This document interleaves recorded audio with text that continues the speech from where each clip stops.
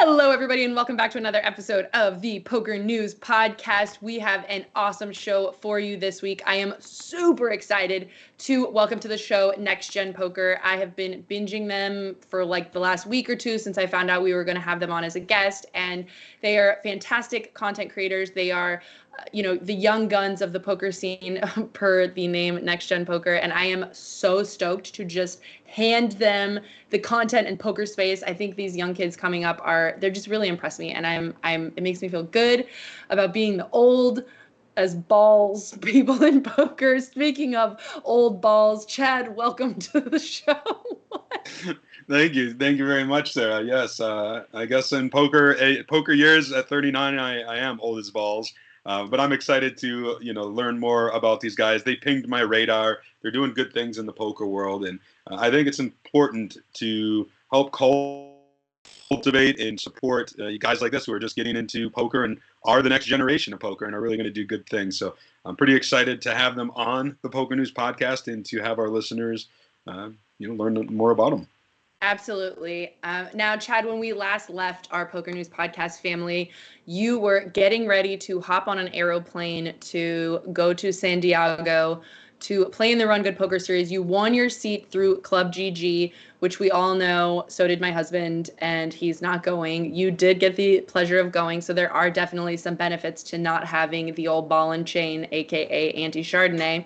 But how did it go for you, Chad? I saw a little tweet from the Poker News over the weekend. Looked like you got a little sad face, Chad. Yeah, it didn't go so hot. I got my first buy-in free, right? Because I won my way in via Club GG, and that's what inspired me to travel out to Jamul Casino outside San Diego. $575 main event.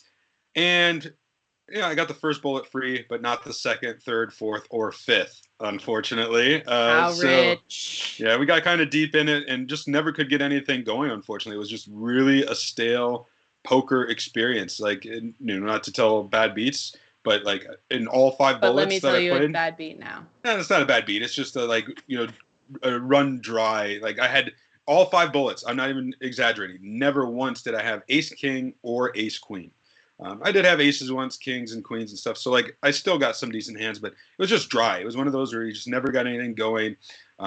So that was disappointing, but it was a good trip overall in that I got to spend time with, Tana Karn, the founder and president of the Run Good Poker Series, and Haley Hochstetler and others in that family. The Run Good events are a lot of fun. They're more than just a poker stop. There's a lot of activities, and we got to explore San Diego. And my favorite part, the weather. Just coming from Wisconsin, where it's like 0 degrees, out there to where it's like 70.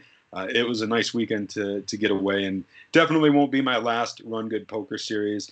In the end, it ultimately was Noel Eicher topping a 500-player field for $38,000. That was part of a four-way deal. Our friend Andrew Moreno, the reigning Win Millions champion, made the final table, finished in 8th place for $6,500. Speaking of the Win Millions, next week's guest will be Ryan Beauregard, the director of poker operations at the Win, possibly tournament director Ray Pulford, who is nominated for tournament director of the year for the Win. They were going to be coming on the show. We're going to talk about the Win Millions and just really get things going for Poker News' upcoming coverage of that. So I'm pretty excited.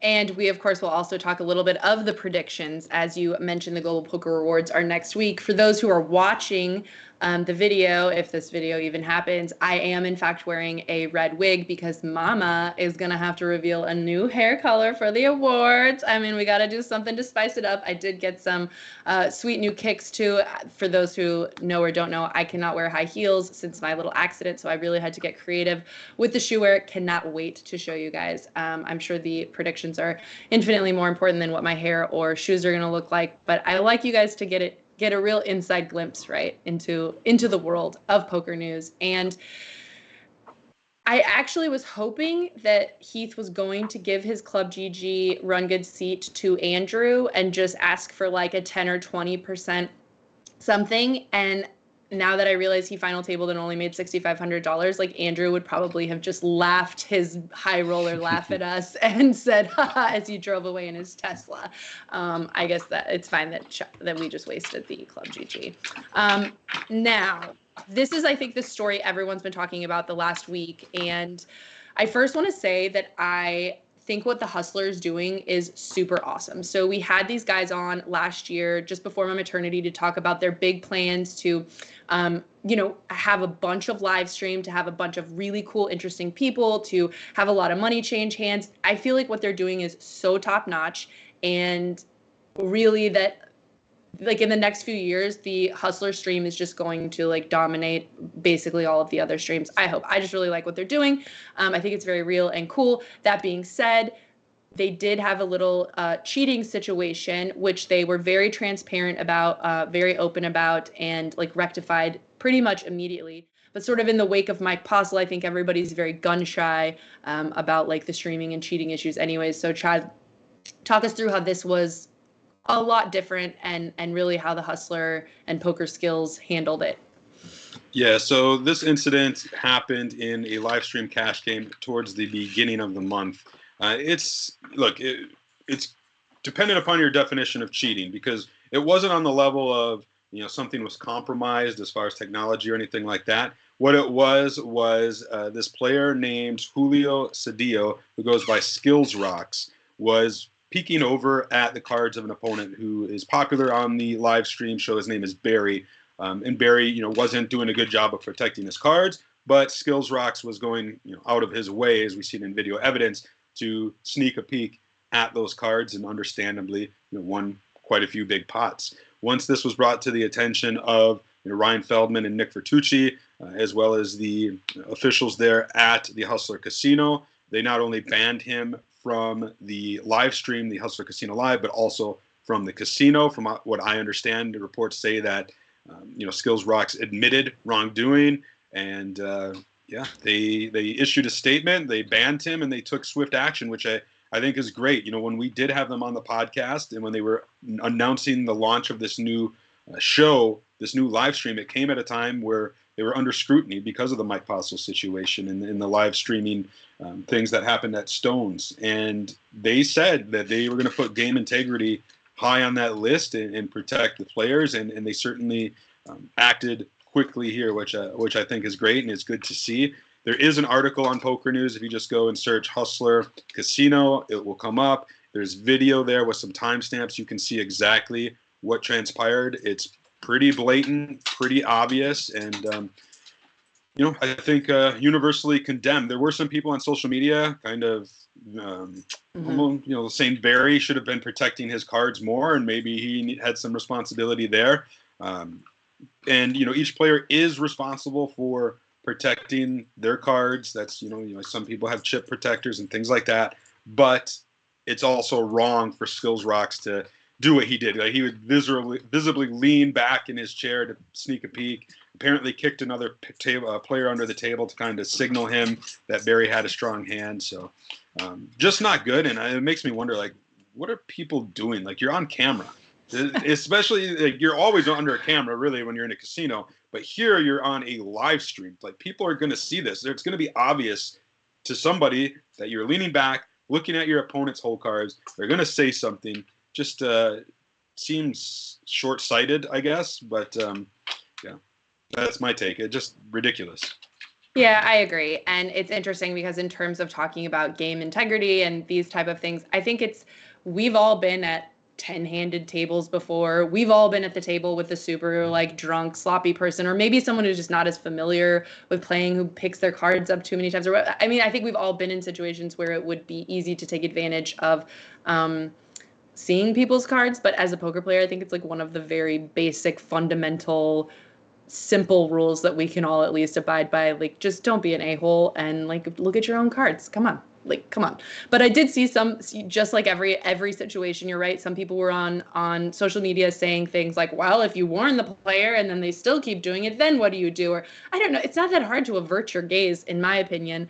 But neither here nor there. And I think that the Hustler and really even Skills Rocks was like, yeah, okay, I did it and it was wrong. So yeah, case closed. My thinking on it, when I used to play a lot, was if you have a player next to you who is holding their cards too high, you tell them, hey, protect your hand. I can see your cards. Maybe do it 2 or 3 times, the right thing. And then after that, it's, I don't want to say fair game per se, but you've done your due diligence. You've told them, you've put the onus on them, and they're still not doing it. That doesn't excuse you intentionally looking at their cards or leaning back, having a peek at them. But if you happen to catch a glimpse, I mean, what are you going to do? You've warned them.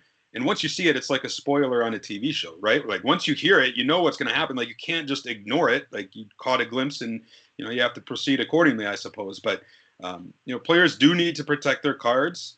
But it's also, a game integrity thing. All players just do the right thing. If you see somebody's cards, they're not protecting them in a proper way, just let them know. Say, hey, I can see your cards. Do a better job of it. Keep the game fair. Keep it on the level. All right. So initially we were going to do a little predictions, and our predictions this week are sponsored by Natural 8, but let's just go ahead and do it. So let's talk a little bit about the Global Poker Awards. Mama's got her red hair. Mama's got her new shoes. Chad's got his thrift store blazer ready. Did you get it all set up? You ready to go? You're leaving like in a week, right? Tuesday. So I was worried. I got the buttons fixed on it, but it needs to be dry cleaned, right? And believe it or not, there's no dry cleaners around me. Like there used to be, they all closed down. The nearest one is like an hour away in Madison. I'm like, fuck, I'm going to have to drive there to drop this off. But then I realized I'm like, wait a minute, you're going to Vegas like 4 days in advance of the award, 24 hours or 3 hour dry cleaning services in Vegas. I don't even know. So I'll just take it with me. It'll go all wrinkled in the suitcase, but then I'll take it to the dry cleaner. It'll be real nice. I'm going to look sharp because I'm up for an award, Sarah. And maybe let's start there with our predictions, right? The reporter of the year is myself, Christian Zetschke, who is one of the PokerNews Live reporters, our good friend Mickey Doft, and Tim Duckworth are the 4 nominees. These are 3 of my good friends. I'm honored to be nominated alongside them.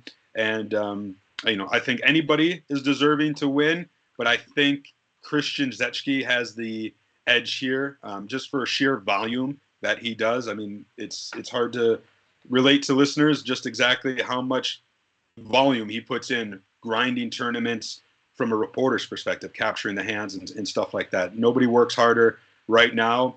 Mickey, Tim, and myself, we've been doing it a long time and we still do it, but I feel like we've more settled in our kind of own niche, right? So Mickey does a lot of stuff in South Florida. Tim is the PokerGO guy. I do some stuff with PokerNews, but it's very limited and selective now, whereas Christian is doing everything and anything. So he's my favorite to win this one. And, obviously maybe I'll pull an upset and win it myself, which would be cool. But either way, I think, in my opinion, there's going to be no bad winner in this category.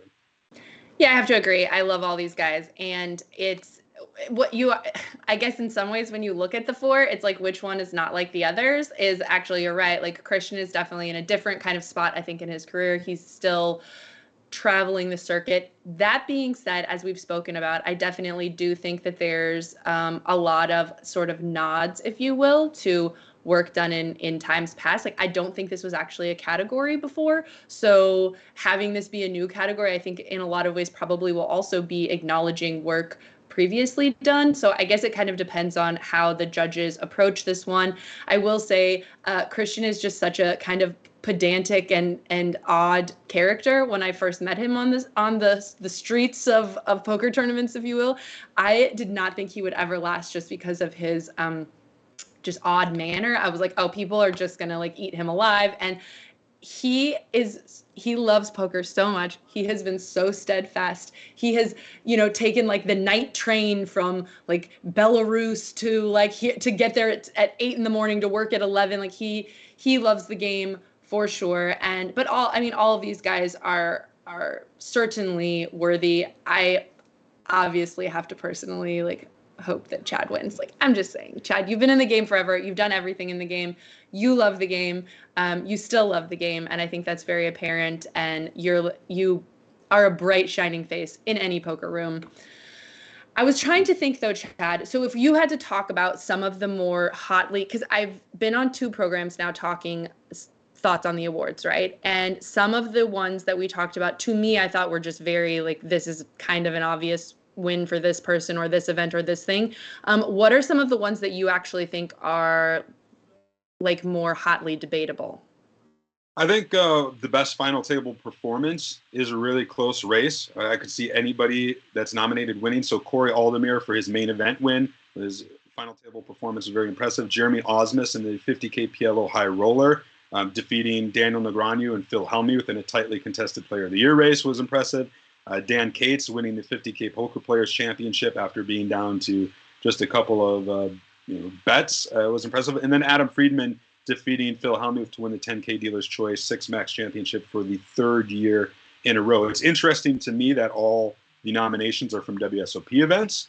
But in this case, I think I'd probably go with Adam Friedman, winning that Dealer's Choice for the third year in a row against Phil Hellmuth. It's so obvious to me. Like, I think it's Adam Friedman here for sure. Like, that's so crazy. 4 times in a row is just, like, mind-boggling. It's never happened. It was, like, it's Phil Hellmuth. People were paying attention. Like, the same event. I mean, it's just, like, to me, I feel like it's so obviously Friedman in this spot. I think you could maybe make a case sort of for other people, but then how do you ever like compensate for winning the same event like so many times? It's crazy. And a 10K, right? It's not like he just like won some random spin-off or something. Like this is like a championship event in a format that I think the best players in the world love and continue to come back to. Or I mean, this is what he even said, like winning this one means so much. And back to back to back. Do you think there's an obvious pick in another one that I think is tightly contested, which is the breakout player of the year? So it's Chris Brewer, you have Vanessa Cade, you have the MSPT player of the year, kind of England, and then Johan Gilbert. This one to me really is a toss-up. Like I don't know who will win. I could see any of them winning, and I really don't have a strong preference. Like they all really did break out. I guess for me, like I had the most exposure to kind of England, so maybe I'm a little biased there. I was working the MSPT, I played against her, but Vanessa Cade at the beginning, she really broke out in a big way and won that huge PokerStars event. But Chris Brewer's been crushing it on the high roller scene, and Johan Gilbert also crushing it in the big tournaments, and also has I think a YouTube kind of presence and has become a personality of sorts. So that one to me is really tight.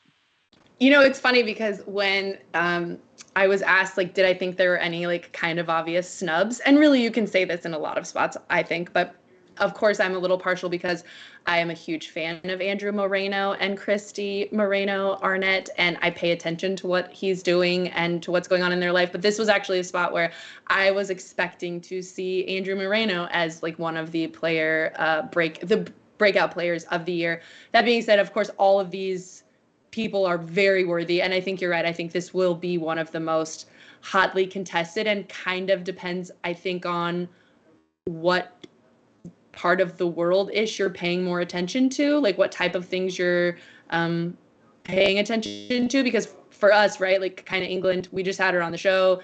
To me, once I read her results, I was like, holy cow. But a lot of people are probably not closely following the MSPT, right? A lot of people are not paying attention to what's happening in the middle of America. And this, you can make the same case for the Frenchman, right? Like a lot of English-speaking people are not paying attention, probably. Yeah. Well, there is a couple other awards that we should really talk. We don't have to go through all of them. There's an article on Poker News if you want to see all the different categories and nominees. But there's certainly some others that I want. Like there is one category where I think is a foregone conclusion, at least in my opinion. It probably will be a tighter race than I think. And this is a fan's choice, so it's a vote for best trophy. And the nominees are the WPT Mike Sexton Champions Cup, the Seminole Hard Rock Poker Open Championship, WPT Deep Stacks Gold Coast. But my favorite, I've seen it in person. It is a fucking amazing trophy. Yeah, 2 pistols, 2 revolvers, the MSPT trophy for South Dakota State Championship. It's got Wild Bill Hickok on it. It's got these 2 replica 6-shooters. It's just awesome. There's no other trophy I would rather have on my mantle. And I certainly hope it wins because it is a pretty sweet trophy. And it's got a long history. Even before the MSPT, it was awarded as the South Dakota State Poker Championship trophy there at Silverado Casino. So either way, though, I'm glad it's getting some recognition because it's a sweet-ass trophy. Well, I care very, very little about trophies. In fact, the few trophies that I have, I threw away because I thought, what am I going to put this in my luggage? I could put a wine bottle in my luggage instead. Like, what if we're going to like weigh the, but my husband said you should care about trophies. It matters. I will say this to me is like so obvious. Like when I saw those guns the first time when we were talking about this tournament for the very first time, I was like, that is the most amazing trophy I've ever seen. And I kind of feel like maybe they even made this category just to acknowledge what an awesome trophy that was. Now, speaking of having though these vloggers come on, which we will introduce in just a second, Next Gen Poker, their channel has like, I don't know, exponentially grown in the last 4 or 5 months, which makes me wonder if that might be why they didn't get a spot on the best vlogger, and probably next year we will see them in that spot. It was just like, I think a little bit too recent, but I think for those of us who are busy trying to hopefully grow this game overall, that best vlogger is a category that should really matter and should be a place where we acknowledge people who are making content that hopefully is ultimately growing our game. If you look at these, nominees, Jamon Burton, Ryan DePaulo, Brad Owen, and Rampage, thoughts, Chad? It's tough because they're all doing really awesome, really different stuff. Yeah, this is another one of those tightly contested categories. I like all these guys. I like all their content, and they've all made a big splash in the poker world. I guess for me, I would probably just on a personal level. This is strictly personal, Chad, not professional PokerNews Chad. This personal. I would probably go with Ryan DePaulo just because I like his sense of humor. It resonates with me. I find it very entertaining. I do enjoy all the other vlogs and Ethan Yao, Rampage Poker, winning an MSPT, winning a WSOP bracelet. He just really broke out as well. So again, another one of those categories where whoever wins, I think, is well deserving for sure. And then just shout out to a guy that I like, friend of the podcast, not nominated, made the short list, which is Ben Deach. He's a vlogger out of Reno. Check out his vlog. I always like to support my buddy Ben Deach. But in this category, I would give it to maybe Ryan DePaulo from a personal level, from a professional level, any of them. I think could get it. I agree. And also, if you're going to base it on years, right? Like Ryan DePaulo had a really crazy, pretty sick year. He won a bracelet from his car. This went super viral. Even some mainstream media sources picked up this story. I think, we had spoken to Ryan DePaulo on the podcast before. Also, I also definitely just like his vibe, like his style. But I would say if we were to look at the specific content from this year, I think Ryan had like an exceptional and really crazy, hard to follow year. Also, everything he's done on our channels, like every video interview we've ever had with him, just crushes. So he clearly has an audience, and I'm grateful for him for that. There's a bunch more to talk about, but maybe let's do like a rapid fire thing. Let me just list the categories, the nominees, and then we'll each give our little prediction and maybe just real short commentary, if any at all. So that player's seems like choice. It'll take forever, but okay. Fine. Player's choice for toughest opponent: Michael Adamo, Steven Chidwick, Ali Imsurovic, David Peters. To me, Michael Adamo. He's a cut above everybody else right now and crushing it. Toughest opponent in my opinion. Yeah, I'm gonna have to agree on that. I've been choosing Michael though for like 2 years, so 3 years maybe. Best streamer: Kevin Martin, Ben Sprague, aka Spraggy, Jonathan Van Fleet, who goes by Ape Styles Poker, and Lex Veldhouse. For me, it's Ben Sprague. He's the one that kind of has just caught my attention the most in the recent year, if you will, and have really been enjoying his content. Yeah, also he married Marley Cadero, so ship it to him. He should just take home all the trophies this year. He wins everything. Best event, I like to see the win on there for two. The Win Millions, the Win Mystery Bounty, the World Series of Poker main event, and the Seminole Hard Rock Poker Open. To me, it's a coin toss between either of the win events. I was there for both of them. They were both very special, very awesome. I'm going to give the edge to the Win Mystery Bounty just because it's going to spur a whole new sort of tournament that others are already starting to copy. Yeah, I'm going with the Mystery Bounty too. This is something we had talked about when the Lone Star Poker series, a much smaller series, right, had sort of talked about this idea. And I thought, oh my gosh, this is genius. But also from a selfish perspective, the content that we did from the Win Mystery Bounty just shows that this is what the people want to see. I also, though, the Win Millions, again, Andrew Moreno, I love you. Twitter personality: Will Jaffe, Jamie Kerstetter, Kitty Kuau, and Kevin Mathers. I'm going to give it to my old LFG podcast co-host, a good friend who I just saw at the Run Good Poker Series in San Diego, Jamie Kerstetter. Yeah, I have to agree. Although, has this happened before? Has there ever been a category like this before? Because I do think I need to, if not, you have to acknowledge Kitty Kuo for being like one of the funniest like characters on Twitter. It's tough. I think Jamie's more, I think she's more calculated and thought out. Like it's kind of like a job. She really like works at making sure that her stuff is like fire. I think Kitty Kuo's more of like a, this is who I am and it's crazy and funny, which I also really like. So if Kitty has not been like publicly acknowledged in some way, I also would throw that out there in the hopes that Jamie, and we know already, is nominated for probably lots of other things. And there has been that category in the past. I don't know the winners offhand. Another category, Best Industry Person, Tony Burns, Jack Effel, Maury Escandani, and Matt Savage. To me, this is finally the year for our friend Tony Burns from the Seminole Hard Rock Casino. He moved from tournament director to more of like a head of marketing within the industry, and they have just been crushing it down there. He's going to be at the awards, and he's been nominated like 5 times. And I think this is finally his time. Nothing against the others. I just feel like Tony Burns separated himself. Coming back from COVID, Seminole has been a leader in the industry, right? Hosting big events, and you got to give credit to Tony Burns for that. Yeah, I have a very special place in my heart for Tony. And I didn't know that he hasn't won already. I would have assumed he would have won something for all the times he's been nominated at this point. So yeah, for God's sake, give that man a trophy if he hasn't gotten one yet, please. Best Tournament Director, Paul Campbell, Justin Hammer, Ray Pulford, and Andy Tillman. Paul and Andy do a lot of work with the World Series of Poker. Justin Hammer down there at the Texas Card Rooms in Houston, and Ray Pulford at the Wynn. This is another tight one. I like Andy's story. You know, he started as a dealer, became Dealer of the Year, then transitioned into more operational stuff, and now is nominated for Best Tournament Director. I certainly wouldn't mind seeing him win. Same with Ray Pulford, just all the win stuff. Like I've seen him there working every day. He's in the trenches. He's executing, you know, the Win Mystery Bounty, which is a logistical nightmare. So kudos to him. But then, you know, Justin Hammer's been doing great stuff in Texas, and Paul Campbell is also doing great stuff at the Aria. I said the WSOP earlier, that was a mistake, over there at the Aria in, you know, the PokerGO studios. So any of these guys could do it, but for me, I guess I'll give the edge to Ray Pulford just because I worked side by side with him and I seen the passion that he has, the dedication, and the hours that he put in. There's very few people who put in as many hours as a poker tournament reporter, but Ray Pulford as a tournament director certainly does that. You know, I feel like a little out of my element to be making this call because I don't actually know the tournament director at the Win Millions, or I don't think I've ever met him before.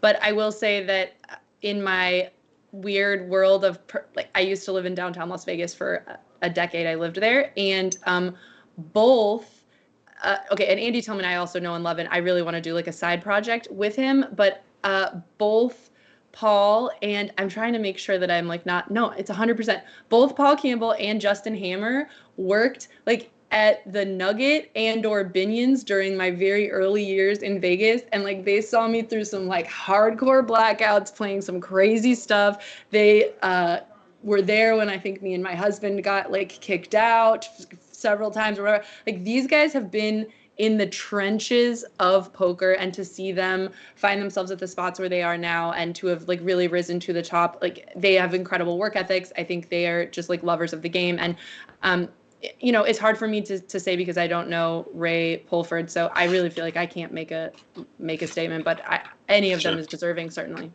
And Paul Campbell actually won that award in 2018. A category we were snubbed in, Sarah, Best Podcast. The PokerNews Podcast was not there. We need your help to get us there next year. So, you know, support us, share this stuff, subscribe, review, all that stuff. But for Best Podcast, you have Poker in the Ears, which is the PokerStars podcast by James Hardigan and Joe Stapleton. The Chip Race Poker podcast by David Lappin, Darryl Kearney for Unibet Poker. The Doug Polk podcast and the Heart of Poker podcast by Kara Scott. I listen to a lot of podcasts. They're all great. They're all deserving. But my favorite amongst these from the past year has been the Heart of Poker podcast by Kara Scott and 888 Poker. And it's just because it's an intimate podcast. It doesn't ask how do you feel about that tournament win type of stuff. It's get to know these personal stories, the personal lives of these poker pros, and there's nobody who does a better job of that than Kara Scott. Great listen. I'd like to see, that the Heart of Poker podcast take down this award this year. Yeah, I feel like hasn't Poker in the Ears won before? I know the Chip Race Poker podcast has won before. I know Poker in the Ears has at least been nominated before. I'm not sure if they've won, but and then they've been doing great content for a long time. Yeah. Whereas the Heart of Poker podcast is relatively new. I want to say it started in maybe 2020. Yeah. I'm going to go ahead and actually, this is terrible, but because I don't listen to a ton of poker podcasts, I'll be honest, but I did actually, after Doug Polk had Dan Bilzerian as a guest on his podcast, I didn't even realize he had a podcast. I went through and binged even some really cringy ones where he goes through his wedding pictures and stuff. But I actually, I think Doug's really great at content. I think he's really great at just giving the people what they want. And I think the podcast space is obviously pretty saturated, but for somebody to come in and kind of capture a pretty solid audience, I think Doug's always going to be your guy. Best broadcaster, Jamie Kerstetter, Ali Najad, Jeff Platt, and Joe Stapleton. And obviously we're a little biased, right? Jeff Platt was our co-host here on the PokerNews podcast for a long, long time. He's a friend of ours, and he really did have great year. I mean, he pretty much grew too big for this podcast, right? He's got more important stuff coming on. He's going to be nominated for another award we'll talk about here in a minute. I think Jeff Platt is certainly deserving, but that's not to take anything away from the others. Jamie Kerstetter and Joe Stapleton, Stapes, both great at what they do. Ali Najad, one of the best. This is another one of those tight ones, but because of the Poker News podcast connection and bias, I'm going to say Jeff Platt. Yeah, I got to give this one to Jeff Platt. And actually, when I was on another show, Matt Berkey made an interesting point, which I would just echo in this spot, which is that I think this needs to be flushed out. It's a kind of similar thing to what happened when Poker Journalist, which is the award I won. But I think they keep toying with exactly what this kind of role is. And I think it should be not understated that these are not really necessarily the same roles, right? Doing analysis, doing commentary, being a presenter, these are not really always the same job. And so I think broadcaster is kind of a loose term for maybe we could break this down a little bit more. And something that Berkey mentioned that I hadn't really considered is that Jamie's actually, really funny. But because Norman Chad is the funny guy already, the shtick, she's really been pushed into more of an analyst role, which she's also very good at, but that she would probably shine more if we could see some other elements of her, other sides of her, which he also mentioned, maybe we could talk more about highlighting certain duos, highlighting the analyst versus the color commentator.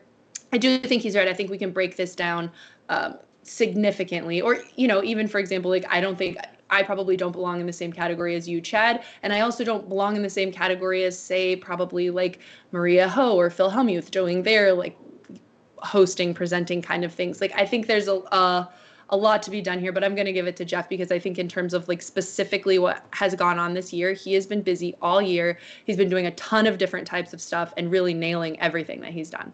Yeah, you'll never be in the same category as me. You'll never get to that level. I'm nominated for Poker Reporter of the Year. Now, best media content written. This is an interesting one because 3 of the nominees, 3 out of the 4, are not from poker. They were written, Alex O'Brien for the BBC, Darcy Main for ESPN.com, Charles Rabin for the Miami Herald, and then Lance Bradley, who is poker and won many awards. And for Pocket Fives, I think he's going to win another one this year for his Esai Scheinberg, his company, his legacy, and how Black Friday impacted both. That was the get. Esai Scheinberg was the unicorn that nobody could capture, could ever get to talk, to interview, and Lance Bradley finally did it, and I think he's going to win another Global Poker Award for it. Yeah, hands down. I don't think there's any question. The others are really interesting stories, I think, and also really well-written pieces, but capturing that unicorn was really just a great, interesting piece, which we were talking about for weeks after it came out. So, yeah. Best media content for photo. This is a little PokerGo versus Poker News battle. We have 2 PokerGo photographers and 2 Poker News photographers. Nominated Antonio Abrego for PokerGo when Adam Friedman defeated Phil Hellmuth. Enrique Malfavon for PokerGo for the WSOP main event. bubble, and then Haley Hochstetler for the end of an era, a photo of the Rio as they were breaking things down for the last time, and then a good friend of mine, Danny Maxwell, for Poker News, Brandon Shaq Harris in his umbrella that he was playing with. This is a good one. These are all great photos. I really like them all. I could see any of them winning. They all kind of capture a different emotion, if you will. The main event bubble bursting, there's a lot going on there to take in, so I could see that one definitely getting there. Adam Friedman beating Helmuth is just a historic moment. The end of an era from Haley really captures a goodbye, a swan song, if you will, to the Rio. And then Danny Maxwell's shot of Brandon Shaq Harris, just one of those character-driven photos, right? I think people will look back on and be like, what the hell was going on in poker back then? I really don't have a strong feeling. I think everybody's deserving. I think I'll, show my Poker News bias, my friend bias, and say I hope I see my friend Danny Maxwell take this one down. Agreed. I just love the stuff that he's doing. And really, I also love Antonio. I love all of these photographers. I don't really know Enrique, but I've seen them all do great stuff for the most part. And I think what separates, to me, the two types of pictures is you have capturing great moments, which is lucky and awesome. And if you're skilled, you can do that. What I think about what Haley did with the pavilion room, I think it was, I can't remember, but and Danny with the Brandon Shaq Harris picture is take like a moment that's just like sitting there and turn it into really like a piece of art. And so to me, I see Haley and Danny's kind of in a way that I would rather probably see those spots win. It also might be friend bias a little bit. But I'm going to go with Danny on this one because I feel like there was a lot of pictures of Brandon Shaq Harris in different outfits and crazy stuff over the years. And this really is just great in a way that I can't 100% articulate. If somebody wants to win best photo of the year, get a picture of Brandon Shaq Harris without his hat on. I don't think anybody's ever seen it. It's one of the poker's great mysteries is what's underneath that hat of Brandon Shaq Harris. One day maybe we'll find out. Best video. We have Paul Graydon and Andrew Nemi for the vlog The Villain Who Stole Christmas. Last Call, a poker eye documentary. This is, I think, out of somewhere in Northern Europe. I can't remember. I haven't seen it, but I've been hearing good things. I might have to watch that. Jeff Platt for PokerGO, the Stand Up For Me Please. Remco Rinkama for PokerGO, the Run It Back with Stephanie Unger. And then Run It Once, Meet the Jungle Man when Dan Cates joined up with Run It Once. This is all deserving. Like I said, I haven't seen the poker documentary, so that could very well be the favorite, but it's hard for me to judge. I really got a kick out of Jeff Platt's Stand Up For Me Please and being in the thick of the WSOP as players were playing and just trying something new that seemed to hit and resonate. I think that kind of was a bit of a game changer. And I think, I wouldn't mind seeing that getting awarded. But then again, Remco getting Stephanie Unger, the daughter of Stu Unger, is strong. The vlog by Andrew Nemi was strong. This one to me is a little too close to call. I definitely, especially after having Andrew on a couple weeks ago, love The Villain Who Stole Christmas and want to reward that kind of creativity. As Andrew mentioned, YouTube doesn't necessarily reward those types of things. So I think at least it's good that he got a nod and that people recognize what a cool piece of content that was. But I also, as a presenter and a producer of content, what Jeff did was super hard, in my opinion, and was a big ask of a lot of poker players. I would feel very uncomfortable asking poker players to do that, but the way that it happened, it seemed like people were enjoying it and that it was really good. And so for something that I think was probably really hard at first, I think it was great, interesting content, and I'm going to go with Stand Up For Me Please also. All right, the last two categories real quick are Fan Choice Awards. So these will be voted on by fans. The best hand, you had Daniel Cates getting Ryan Lang to fold in the 50K PPC, which was quite incredible. Doug Polk making an epic fold versus Phil Hellmuth. I think it was straight under straight. Nick Rigby pulling off a monster bluff in the WSOP main event, and then quads over quads on day 3 of the WSOP main event. To me, this is Dan Cates and Ryan Lang, that fold in the 50K PPC in a hand of limit hold'em, where if Ryan Lang just makes the call for whatever it was, Daniel Cates is out in third. Lang maybe goes on to win it. Instead, Cates mounts an epic comeback, wins the 50K PPC for his first bracelet. Just an iconic hand. Yeah, and it's interesting because as we were discussing the, victories or who had the best tournament performance, this was a big, without this hand, would the 50K player championship, would Jungle Man even be in that category either? This hand, I think, was just people were talking about it. People were going crazy about it. I think in terms of buzz in the poker community, it has to be this one, yeah. All right, last one, poker personality, and then we'll get to some poker personalities with the next gen guys as our guest this week. Johan Gilbert, who is also nominated for Breakout Player of the Year. Greg Liao, who goes by Greg Goes All In, a GGPoker ambassador. Jonathan Little, who's on this list almost every year. And then Masato Yokosawa, who is my pick. He's a guy we got to know at the World Series of Poker. He is a Japanese social media personality, I guess, with just this massive, massive following that obviously got tapped into with the fans here. He's exciting to me because he's a Japanese superstar, and I think that's a great market for poker, especially in the future. So he's definitely going to be my pick for this one. Yeah, I mean, in terms of all of the content we created during the World Series, like the 2 pieces that we did with Yokosawa, both just are in like the top 5 pieces of content we made the whole summer.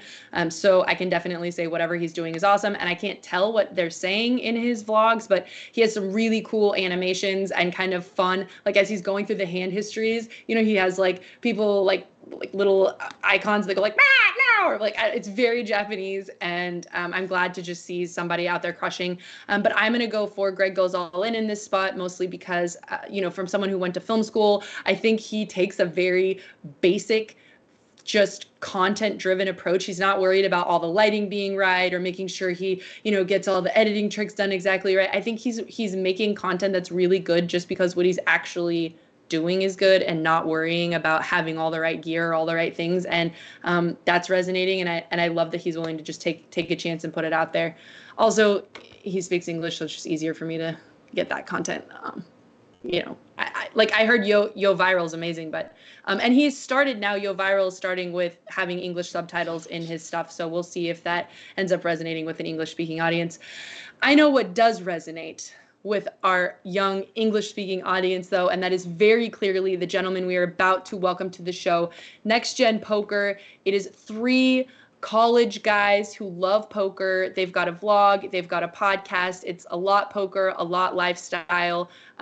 It's just a really awesome project that they will tell you guys about, that they sort of started during COVID when they realized there just wasn't enough poker content out there, and they love consuming poker content. You will see that and hear that from them.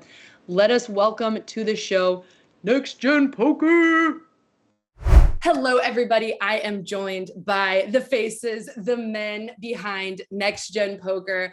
I am so excited, you guys. I have never felt like such an old loser. Like I'm watching your guys' stuff and it's just like so fresh and so fun. And I like Next Gen is the perfect name for you guys. And for those of us who are in the poker world, you know, who are getting old and dated, we have been waiting, I think, for the next gen to rise to the surface and show us what the hell is going on and what's going to be like the next cool stuff. And you guys are 1000% that. So I'm so glad to have you on the show. I'm going to start by introducing the audience who may or may not know who composes the Next Gen homies. I'm just going to start with the top of my screen. Jack, first of all, give them all of your AKAs and just like a little taste. Like I'm Jack, the like fun-loving guy of the group, or like whatever you think your piece is. Gambler. All right, sounds good. Yeah. Well, Frankie's answering for you already. My name's Jack, aka Jello. As you can see by my name, no one really knows why I'm called that, but it's because Jack Aiello kind of flows Jello. You know, that was my poker online name, aka Cash Money Jello. That's Rosie's nickname for me. I also go by Cash occasionally.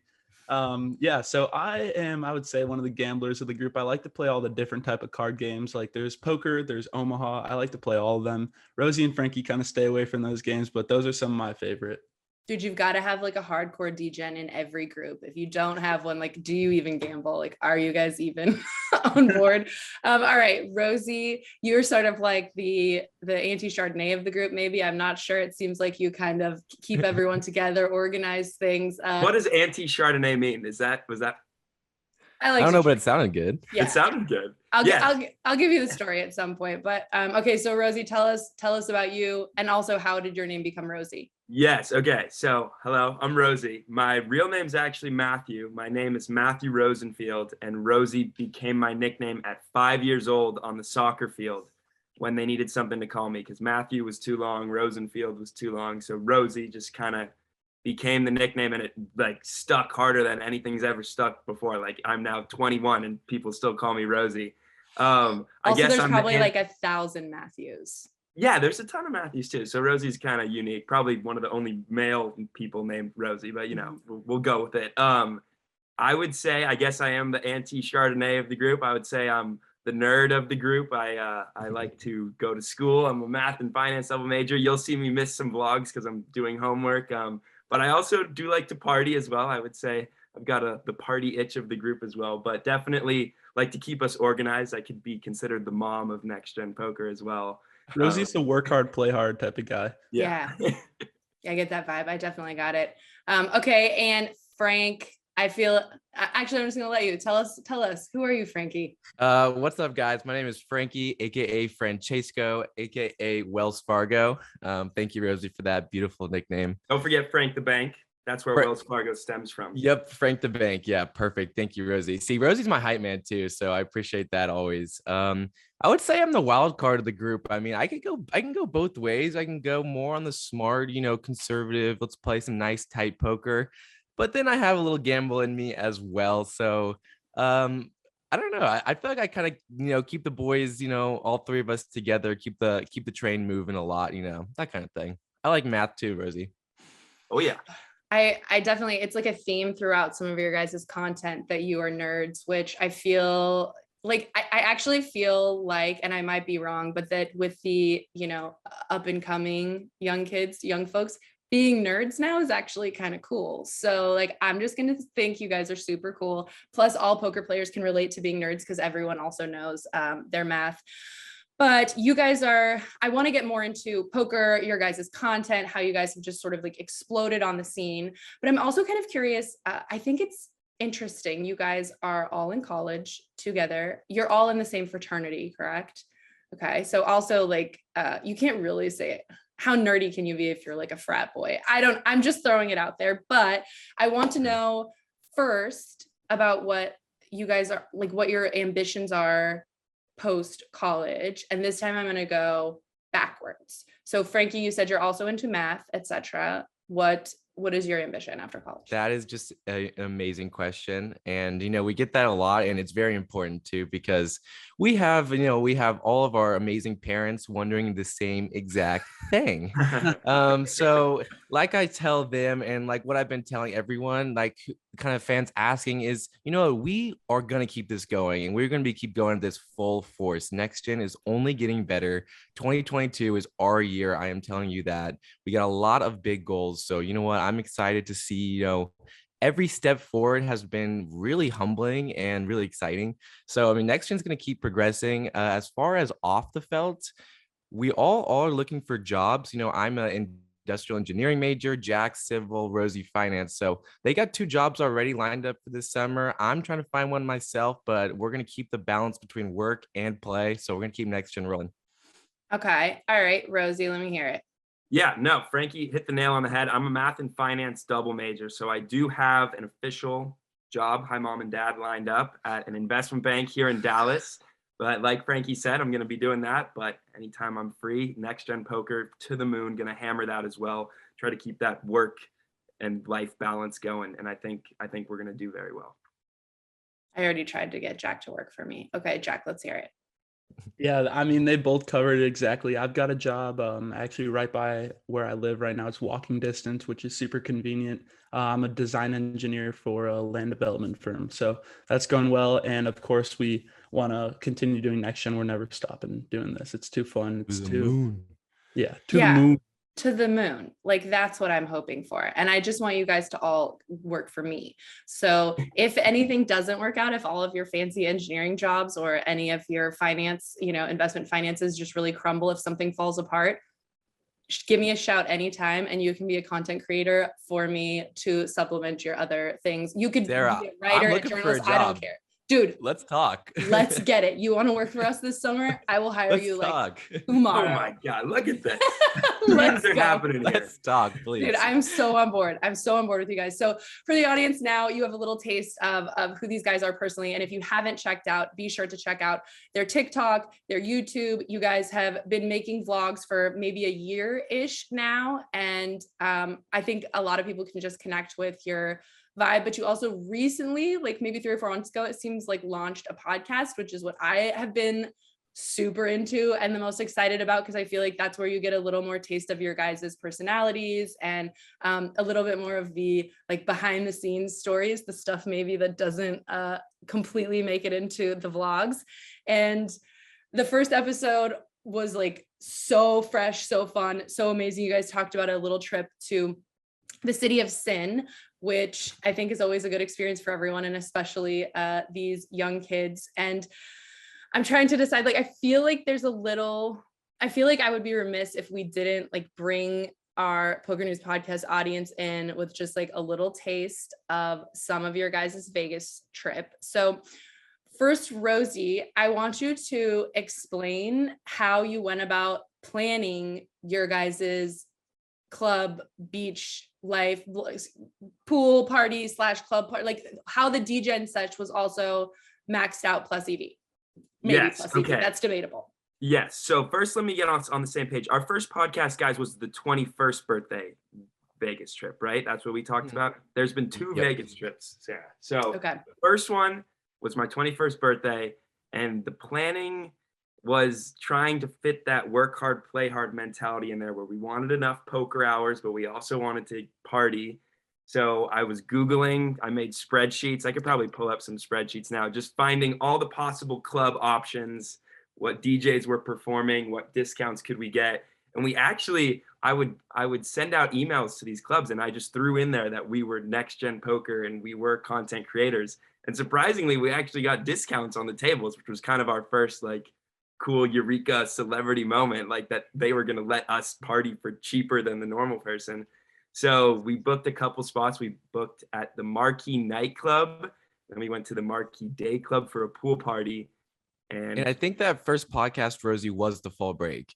oh, that- it was fall break? Yeah, it Yeah, was I fall was gonna break. say, because there was a bunch of other kids there. Like you did mention, Okay. it was like break for other people also. Well, but regardless, it seems like you approached both trips. with the regardless, same- I did the same strategy for the second Vegas trip. All the spreadsheets. Mom of the all group. things. That was Mhm. perfect. Mom of the group, I guess, and just making sure that, yeah, it was just with more people this time because we had our whole fraternity there, but it ended up working out great. We went to the Encore Beach Club that trip, and we went to Omnia, just all the spots, and it was insane. They hit it pretty hard, and I love to see that. I love to see people like planning it with, honestly, if you don't like come at it with a plan, Vegas can just do to you whatever it wants sometimes. Like you really got to go in there with goals, or else sometimes you're just going to be like, you're going to find yourself like on the floor of the Sahara just taking a nap or something like that. I think you guys did the right thing, but this was also an interesting experience in what I like to call poker famous, which sometimes crosses over into actual famous, but I would say very infrequently. That being said, you guys were basically like outshining Diplo in his stage, in his performance, which is amazing. Jack, why don't you like give us a little taste of how the entire like Encore Beach Club got to find out that Next Gen was in the house? Oh, this was a great story. So all of us pull up to the beach club. There's probably like 15 of us. And we get up there, and Rosey, being the mom of the group, he had scheduled the whole thing. He goes up, talks to one of the guys that sets us up with our table, and he's like, "Where's your guys' reservation code? You needed to confirm something with me last night. I sent you an email." And Rosey's like, "No, you didn't." We're all standing around there worried. He's like, "Yeah, I don't have a place for you guys. I'm sorry." And Rosey's like, "Listen, dude, you didn't send us the email." And the dude goes back, checks, sees he messed up, and came back feeling horribly. And Frankie's in the background like, "Do you know who we are? We're Next Gen Poker." Like, no, I'm just I'm just kidding.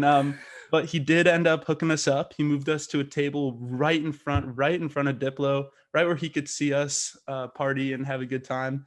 And then even better, they put our name up on this giant screen right above where Diplo was performing, and we were the only thing that was up there the entire day. Like, it was pretty much just Next Gen Poker and then like Encore Beach Club. They weren't sponsoring anything else up there. It was really, really cool. We were up there for probably 30 minutes taking pictures in front of it. People were sending us pictures from all over the club. Like, you how guys were cool like, it was. we're gonna get so much tail. We are Next Gen Poker. Exactly. And like, Diplo is so last like yesterday. Get out of here with that. Oh my gosh, I love it. And then while you guys were at the club later, another fan came up, pulls his shirt up. He's got the Next Gen sweatshirt on, like ready to show you guys, which again, like, you know, you're going home with all the girls from the club. Then at that point, your guys' hype is like so humongous. I just love to hear that. I love to hear that you guys are using poker fame the way that it should be used. Now, Frank, I want to talk a little bit, aka Wells Fargo. I think this is obviously something which I know more than anyone, like, content creation is a lot of work. Getting good at poker, or I guess we can say, like, whether or not you guys want to reveal whether you think you're good or not, that's fine. But like, you know, poker also takes time and energy. Going to college, obviously you guys have plenty of stuff on your plate. So talk to me a little bit about how this thing sort of came together, like the initial sort of vision and ideas, and what you were kind of hoping to get out of it, because it's somebody who doesn't have a lot of extra time. Oh yeah, this is my favorite story. So I got into poker playing on the pool table with Jack, Rosey, and a couple of fraternity guys. We didn't have a poker table. We just had a pool table and $10 in our bank account. So we put $10 on the line, and, you know, we play a little poker game. And then right when we started playing, COVID came and we had to go home.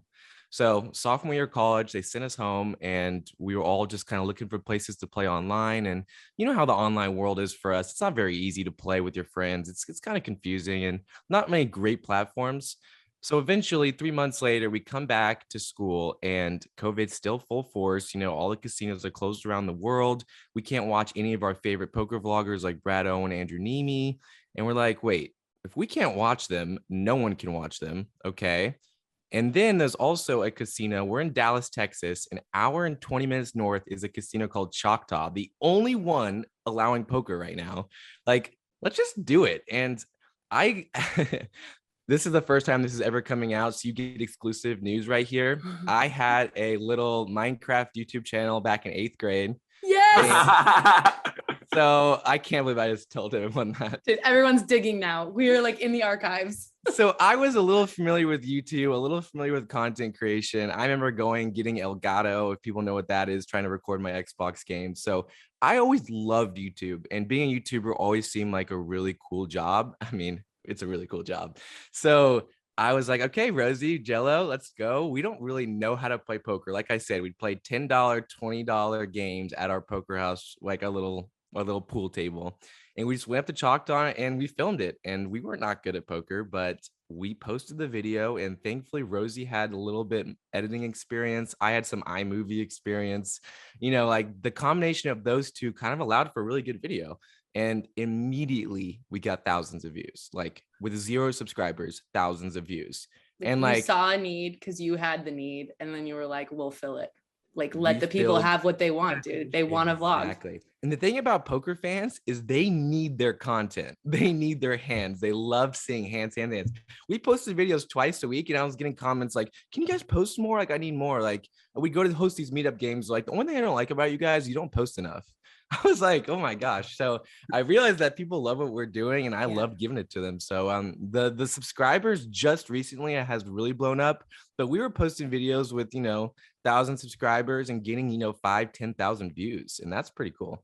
That's so sick. And I was going to ask Rosey, actually, because it's mentioned in a few pieces of your guys' content that you're splicing together some sick little intros that you guys are all like waiting to hype the intro, get yourself out of bed in the morning. So I was going to ask, like, is that, it's not something that you're pursuing, or editing, shooting isn't really something that you're interested in? It's like a side hustle?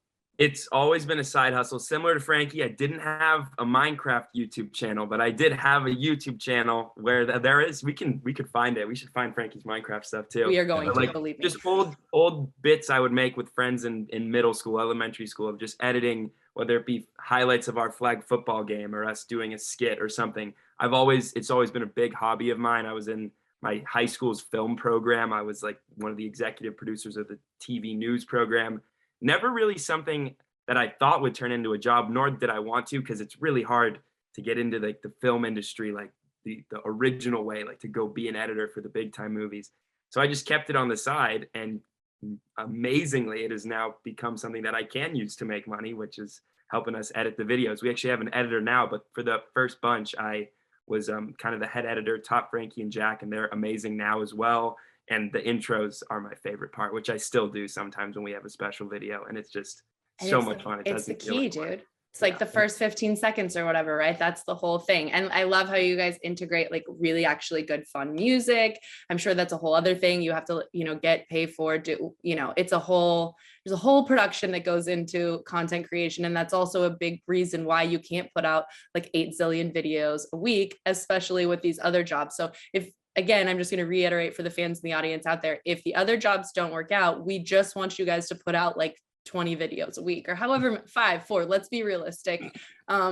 So it's terrible. I just want you guys to like keep doing this. I'm so into it. And I know that you guys have some lofty goals for the coming year. And it's interesting, actually, I hadn't really considered how different it must be to be college kids who have gone through this particular last couple of years. It's like a whole different world that we're in. So Jack, talk to me a little bit. I get like, as I make my way again around the table. I like it. So as you guys like started working on, okay, this is like the project, this is the idea. How do you sort of flush out like who's going to do exactly what? How do you guys flush out, like what next gen really looks like? Okay, next project, we got the podcast, like it's 3 people is like a harder thing to manage than one person, right? Like the solo vlogger. It's definitely a lot harder to manage, but I know for a fact I could not have done this on my own. It's a lot to do a channel all by yourself, to all the editing and everything. I mean, we all complement each other really well, which I think works out. Like we all have really different personalities. Rosey keeps us on track, Frankie keeps us going. I'm bringing the fun aspect to the table. We all bring a bunch of different things that really work out well together. And I definitely would not have had as much of a good time doing this all on my own. And everything that's came to us is kind of just fallen in our lap, and we've just kind of seized every opportunity we've had. Like we've just been in kind of the mentality, like we say yes to all of these different opportunities. Like we would never turn down an opportunity to be on a podcast with PokerNews. Like this is freaking awesome. Like the chance to start our own podcast, we didn't have the necessary resources to necessarily do that on our own. But through Texas Card House, they were able to help power it. And that was just super cool. They gave us that opportunity. And now we've just got like unlimited resources to continue to use. And we've just had a bunch of opportunities and we've been really blessed with them. So it's been cool.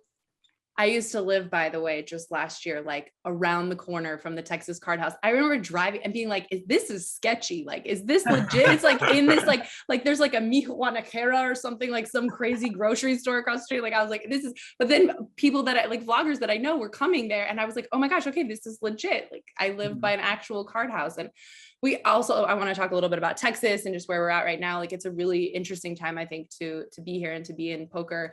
But Rosey, tell me about this, because this is something as a content creator myself, I run into a lot of red tape in terms of like, if you go into a casino and you're going to shoot something, it's like, you have to have the marketing department approve it, or you need to have like $17 million in insurance or whatever. And I think this is something, I just had Mimi on the podcast 2 weeks ago, and he was explaining that one of the great things about now being partial owner in a card house is he can just do whatever he wants, basically. Like if he wants to shoot video content, he can.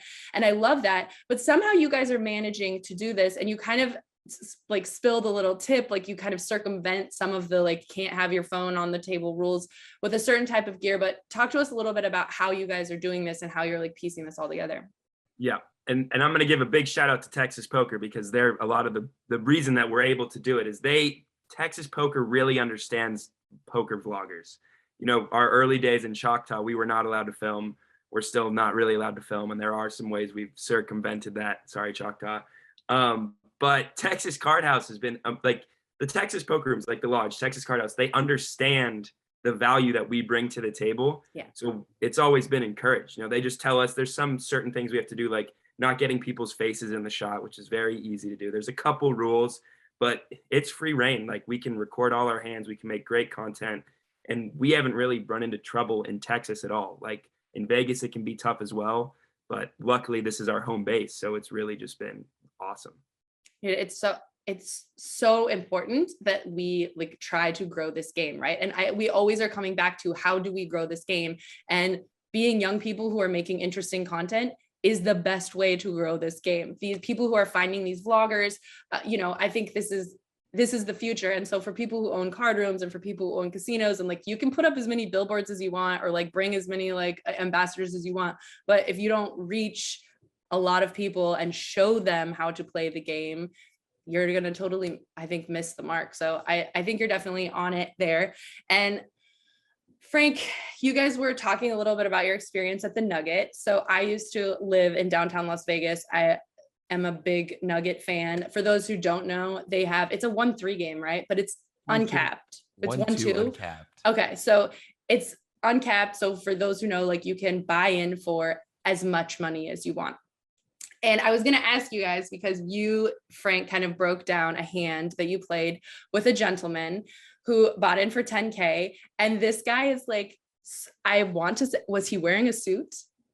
Like a ridiculous suit? He wasn't wearing a suit, but he definitely had a, you know how the poker players have like their little fanny packs of cash, Yes. you know? He had a Like, violin.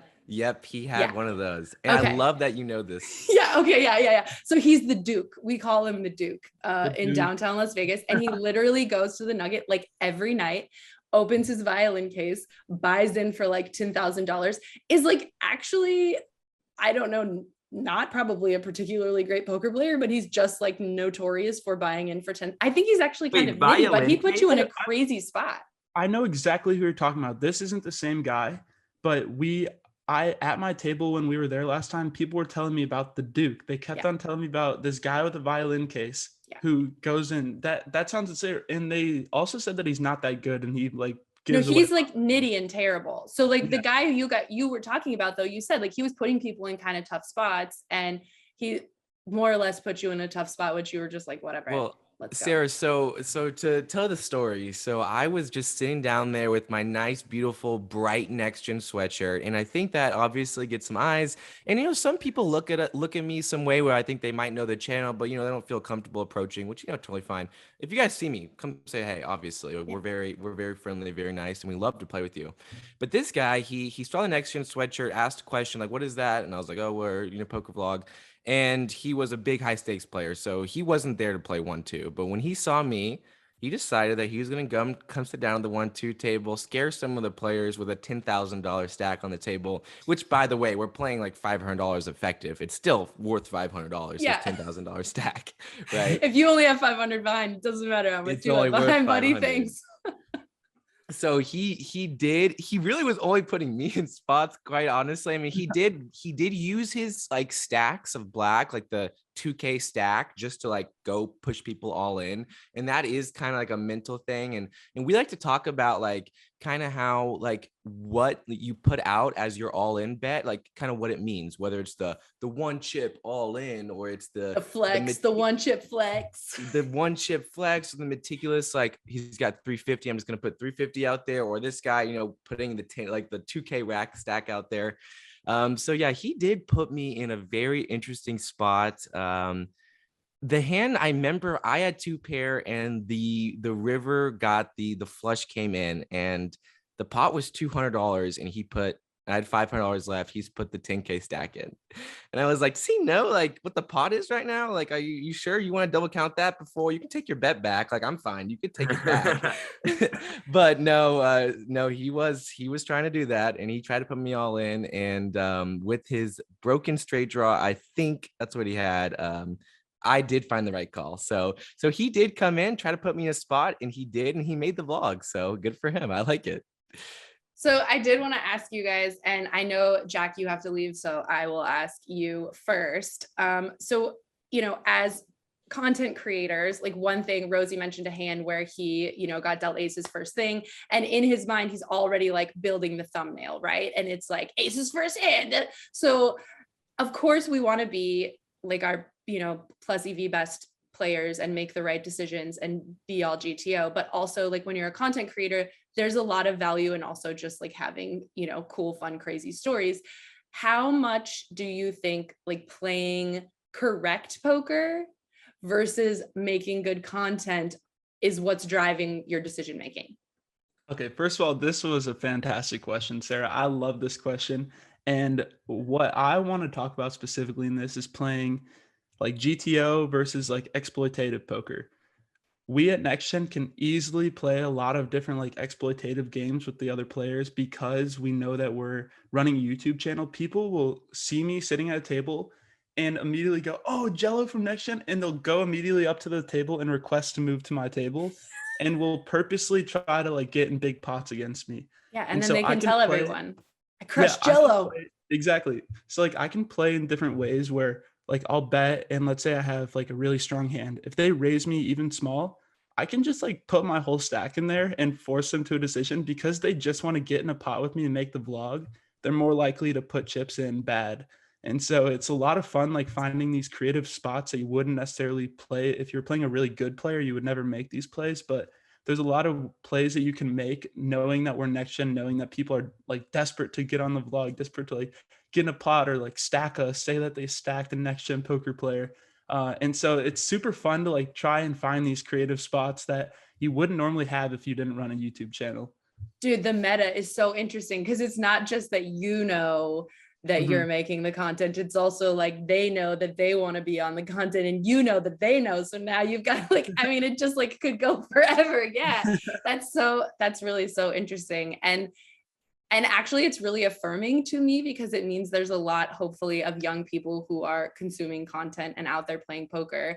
And okay, so actually I'm going to go to Frank really quick on this one because I think you're the one who maybe mentioned this or discovered it. It might be one of the two of you, but you guys ended up going early on in, I think it was your first vlog, actually, you go to Choctaw because they pay you to play from like 5 to 10. So like, tell me a little bit about this kind of like story or this backstory. And then, yeah, like how profitable or how much does it make sense for you guys to go to Choctaw to make these, big long trips? Because everyone, I mean, it's, if you get a hotel and stuff, you're adding on a whole different cost, right, to everything.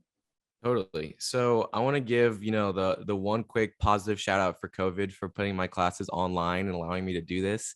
Choctaw had a promotion from Monday to Friday from 6 a.m. to 10 a.m. or something like that. 5 Rosie. to 10. 5 to 10. Okay. So 5 a.m. to 10 a.m. very early, where most poker players are probably playing from the night before, not waking up at 8 a.m. to play poker.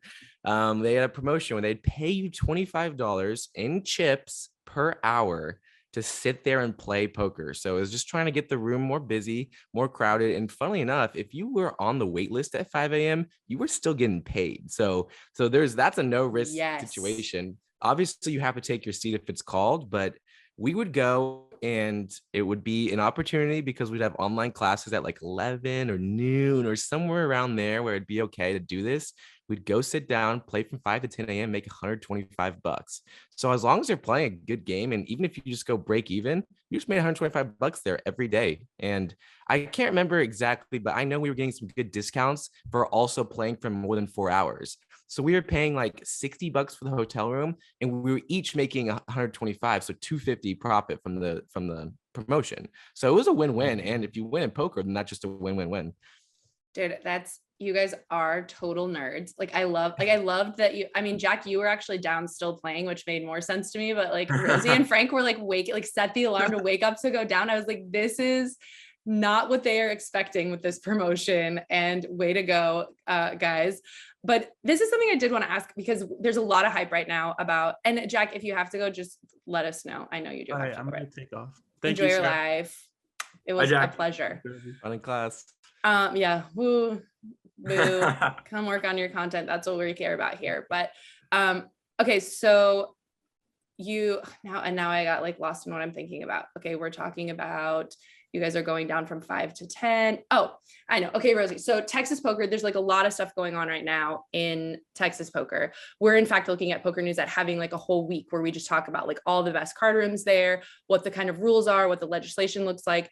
But one of the things, like my husband and I went to play in the card rooms close by us, and it's expensive for the most part. And so, you know, for a lot of people maybe who are like trying to make a living doing this or something like that, like the rake, you're never going to beat the rake. That being said, clearly you must be able to beat the rake, or it wouldn't be like as hyped right now as it is. So talk to me a little bit just about like what the Texas poker scene has been like for you guys. Yeah, totally. And I will say it's definitely possible to make a living here. And I'd go out on a limb and say Texas is probably one of the best places to play poker, to make a living in the country, maybe even the world or whatever.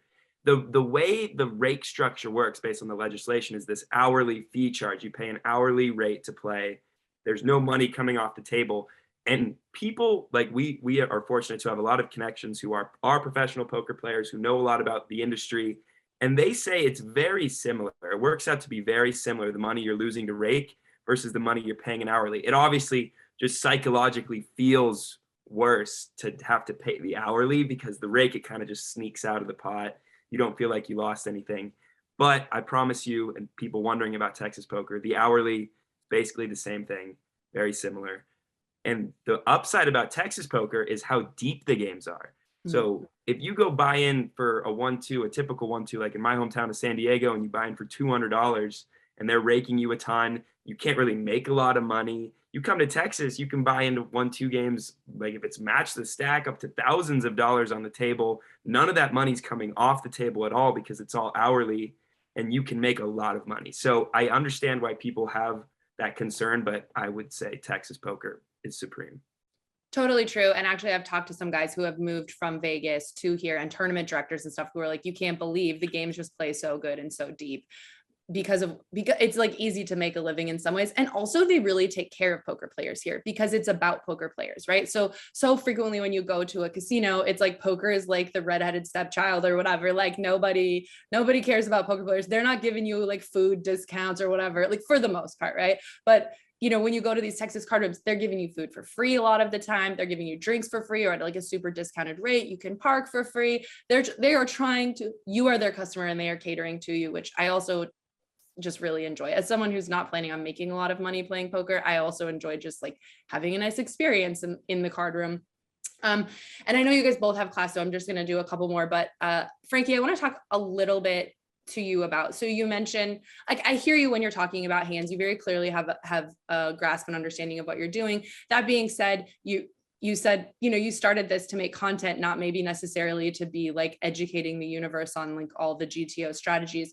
So talk to me, I guess, when you jumped into this project and as it sort of played out, how much did you expect for it and want it to be about people seeing you as a poker player and judging you as like a professional poker player?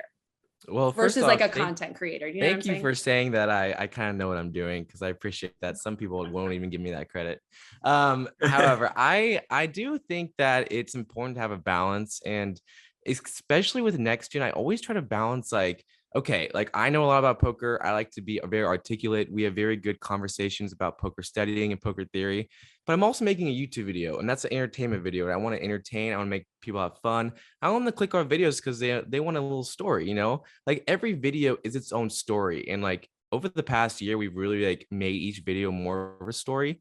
And that's why we started recording the intros after we did our sessions. So we at least know them, like what story are they going to be able to watch in this video? So that's one thing that I have recently been thinking a lot about, because when I talk about poker, like off camera, like I like to get very very like funny with it too. So like I always say like my chips are my soldiers. So like if I'm in a pot with pocket nines, I'm like, I don't want to risk 80 of my soldiers to put out on the middle versus a 3-bet, you know, like, so I think it's very important that we do have videos that, you know, show that people can learn from it, because I want to make sure people watch it for the aspect of learning, but primarily for entertainment. And if you go talk to the players that play all day, like the regs, I would say, like, they're not watching next gen videos to get better. They're watching next gen videos because it's entertaining. And then we also have the other side of the young college players. And we brought a lot of college players and a lot of, you know, young people into the game. They're watching to actually learn. Like, what do I do with pocket aces here? Do I raise here? Do I play it slow here? And so I really want to have that perfect balance, and perfect balance is a very tough line to try to tiptoe over, but I think we do a good job of that.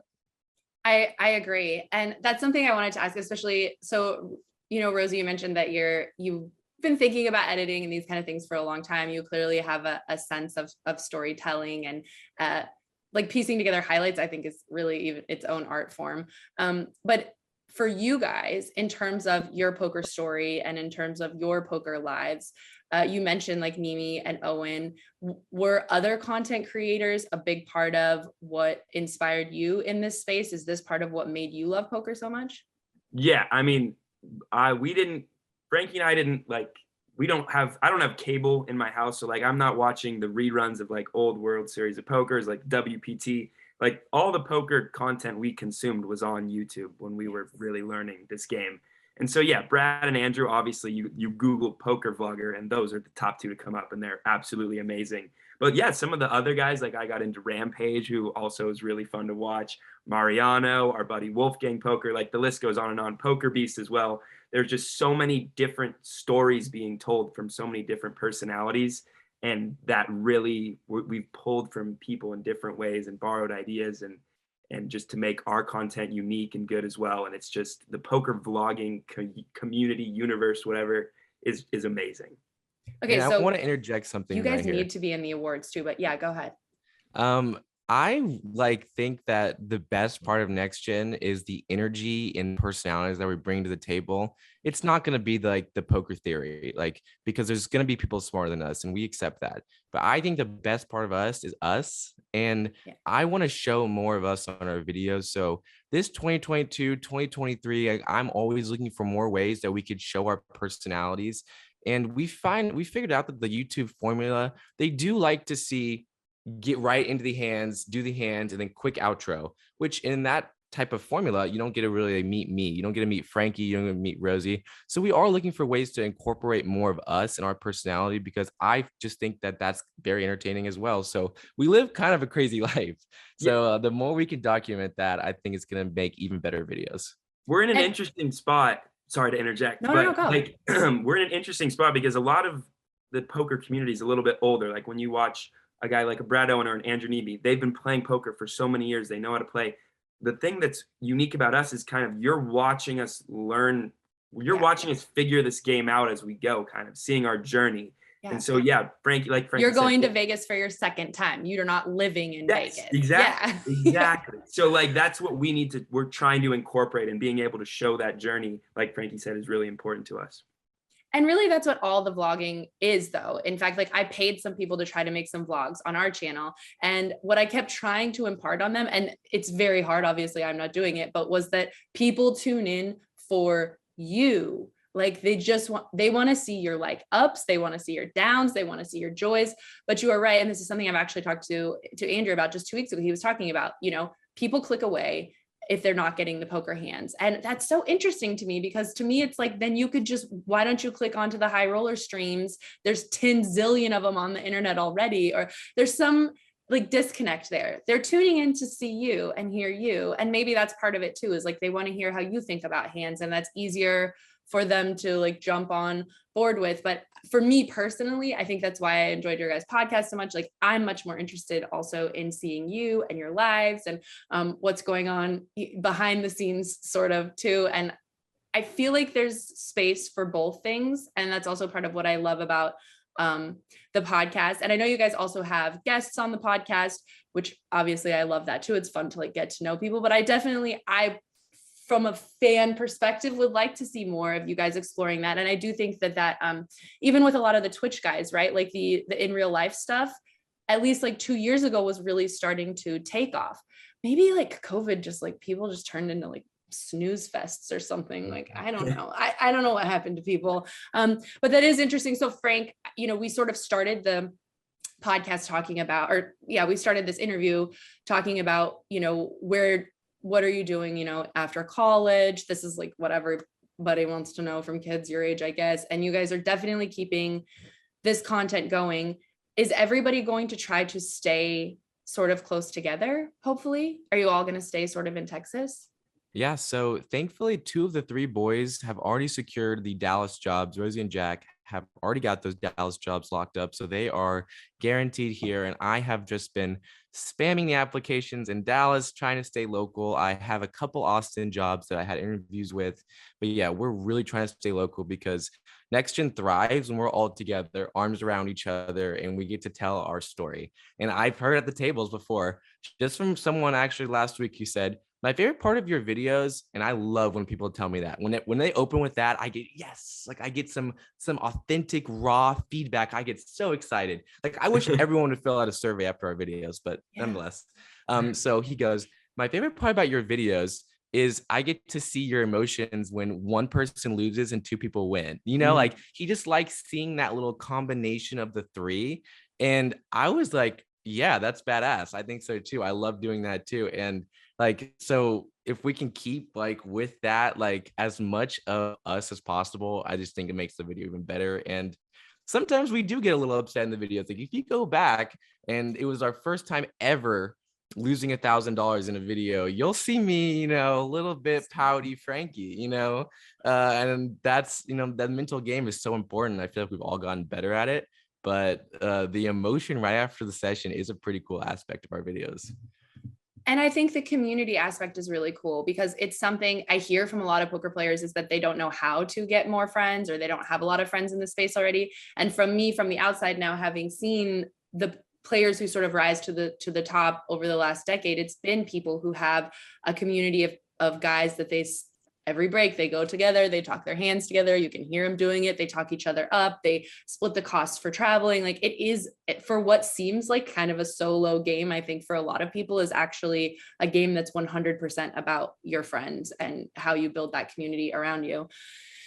And I know I have to let you guys go. Like, I know you have things to do. And don't worry, Frank, we'll keep you in Dallas when you come work for me. You just have to come for the World Series. You have to go to Vegas for the World Series. That's kind of like the rule if you work at Poker News. But I think Frankie will be able to follow that rule. I was about to say, have to, and yeah, that's. Totally I like that rule. That's a good rule. The rest of the time, you guys can stay together. And Rosey, since you are the type A, since you are the Papa Bear / Mama Bear, whatever, let the fans know, where can they find you guys? Where can they follow you? What's your TikTok? What's your Twitter? What's your YouTube? All the things.